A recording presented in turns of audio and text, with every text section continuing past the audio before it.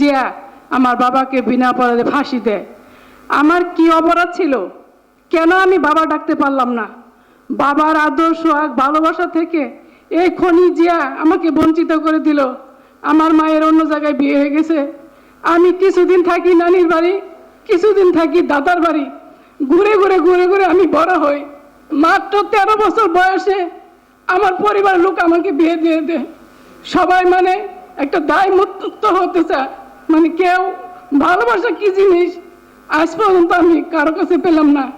এই খুনি জিয়া রহমান আমার জীবনটা রেখে তছনছ করে দিছে। কি অপরাধ করেছিলাম?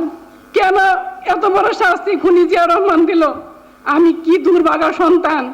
আমি জানি না আমার বাবার লাশ কোথায়, আমার বাবার কবর কোথায়, আমার বাবার মৃত্যু দিবস কবে, এটাও আমি বলতে পারি না। কি অপরাধ করেছিলাম? খুনি জিয়া এত বড় কঠিন শাস্তি কেন দিল? এই খুনি জিয়া রহমানের জন্য জীবনটা যা একেবারে শেষ, মানে তছনছ হয়ে গেছে। কোথায় গেলে ঘুরলে, কোথায় গেলে একটু মায়ের ভালোবাসা পাবো, মার সংসার নিয়ে ব্যস্ত। একটা বাচ্চা যদি বাবা মা না থাকে তার জীবনটা তার কিভাবে সে বড় হয়েছে, আমি একমাত্র আমার কষ্টটা একমাত্র আল্লাহ ভালো জানে। আমি মাননীয় প্রধানমন্ত্রীর কাছে আমার একটাই দাবি, আপনি তো সবার বিচার করলেন, আমাদের বিচারটা করেন। আপনি আমাদের মা, আপনি সবারই মা। আপনি বঙ্গবন্ধু হত্যার বিচার করলেন, যুদ্ধ অপরাধীদের বিচার করলেন, আমাদের বাবাদের যে বিনা অপরাধে এই খুনি জিয়া ফাঁসি দিল, এই বিচারটা করেন। আপনার কাছে আমি বিচার ভিক্ষা চাই মা, আপনি বিচার ভিক্ষা করেন, বিচার ভিক্ষা করেন, বিচারটা করেন মা, আমাদের দ্রুত বিচার করেন। আমাদের বয়স হয়ে যাইতেছে, আমরা ঠিক মতো চলতে পারতেছি না, অসুখ হয়ে যাইতেছে, আমরা কত কষ্ট করবো, দাঁড়ে দাঁড়ে কত আর ঘুরবো।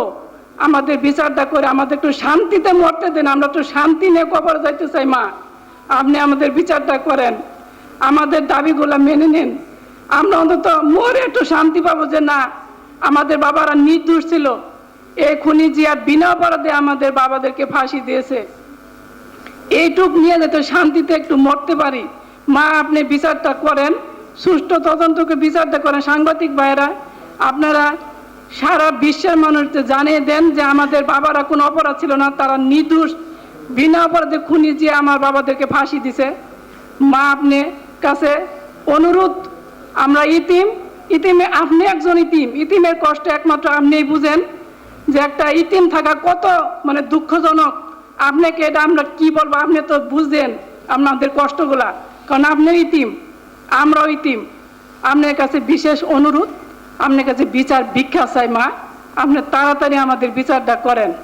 এই বলে আমি আমার বক্তব্য শেষ